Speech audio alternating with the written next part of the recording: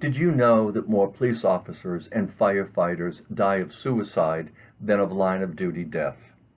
Or that according to the National Center for Women in Policing, 40% of police officer families experience domestic violence, whereas families not involved in law enforcement only make up about 10% of domestic violence cases.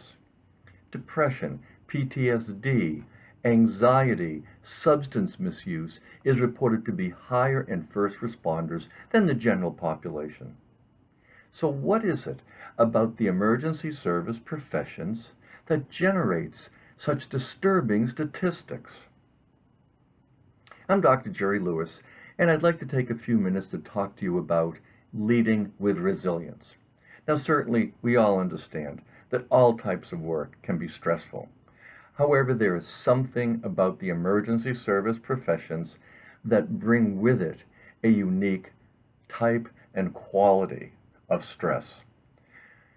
Professionals in these organizations often bear witness to trauma and tragedy, providing services to people who are suffering.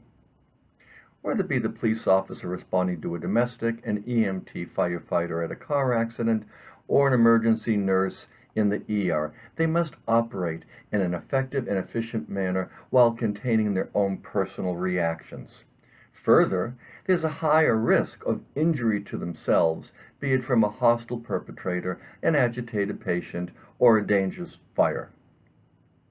Working in these careers for 20 to 30 years often leaves individuals with a whole host of both physical as well as behavioral health injuries. And yet many find it difficult to seek counseling because the cultures often view this as a sign of weakness, maintaining the attitude, if you can't stand the heat, get out of the kitchen, or it's all part of the job. Now, anyone who's currently in a position of leadership or hopes to be in a position of leadership must be aware of the unique stressors of this type of work and the significant risk to his or her organization.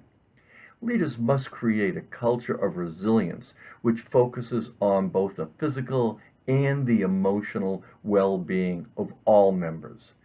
Leadership must develop services and strategies to facilitate the resilience of each individual member of the organization in order to build a sustaining and responsive organization.